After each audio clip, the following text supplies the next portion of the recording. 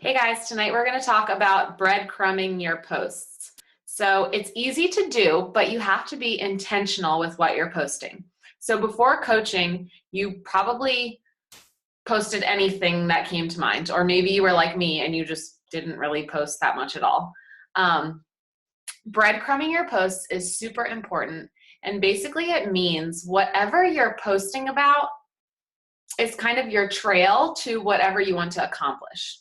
So think of it this way. If you want to be attracting coaches, you should be posting things talking about why you love coaching, what the coaching opportunity has done for you, coach mentorship posts, call to action posts about your next new coach training.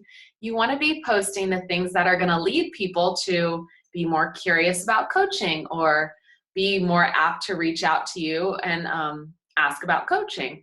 So if you're looking to promote your next challenge group, obviously your breadcrumbing posts are going to be talking about results from your last challenge group or why you're so grateful for your challenge group, good things that your challengers are doing, great messages that you're getting from your challengers talking about their results, okay? These are breadcrumbing posts. This is another reason why it's super important to have your monthly calendar all laid out so you're, one, organized, and two, you know exactly what you have coming up that month. Because really, you should be able to look at your week ahead and you should know exactly what it is you're focusing on your business, and your posts should be intentional and you should be intentionally matching them up with your calendar, with your schedule, okay? So I'll look at my May calendar and I know the third week of May, we're doing a coaching sneak peek. So that means pretty much the second week and the whole first half of the third week, I want to make sure that my posts are talking about coaching and talking about, you know, how maybe I can knock out some objections that people have about coaching publicly on my wall. So people will be scrolling their news feed and see my post. And when I'm talking about how, you know, I wasn't sure if this coaching thing was legit, maybe I thought it was a scam, they relate to that because I'm sure a lot of other people on my Facebook page, my friends, maybe are thinking the same thing too.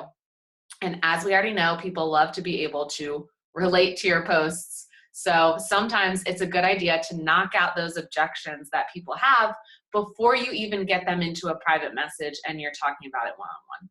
So something helpful that I sat down with some of the coaches on our team, we had a team call, and we sat down and brainstormed and we made a list of a couple different things. And I'm going to share my screen with you right now.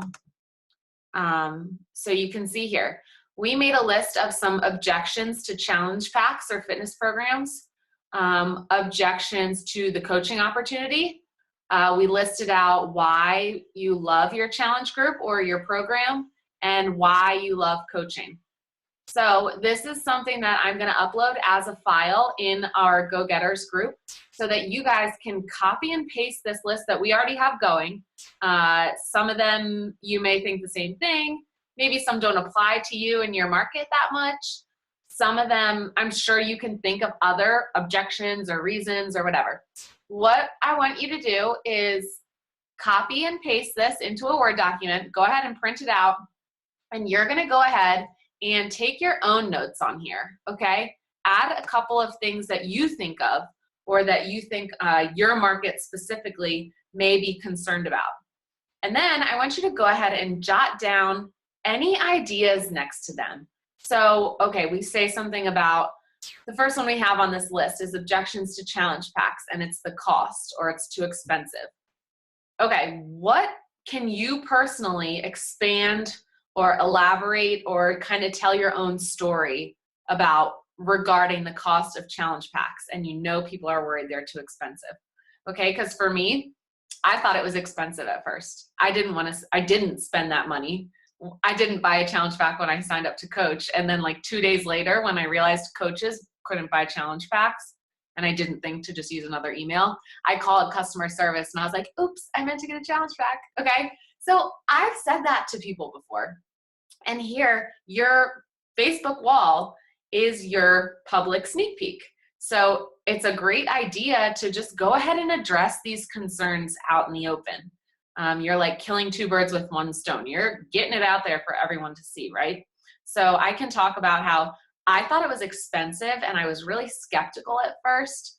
But now that I've done it, I've learned so much. 2, I've gotten results.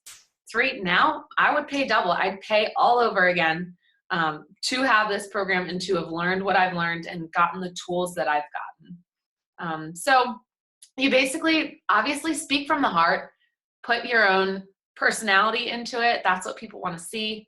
But take a look at this list, jot down some notes. Feel free to plan your posts ahead of time. Sometimes I'll sit down and I'll brain dump, and maybe I'll take this list out and just jot down some notes next to it. And those are posts that I can come back to when, you know, I'm sitting in traffic and I'm like, oh God, what am I going to post about tonight? I don't have anything to say.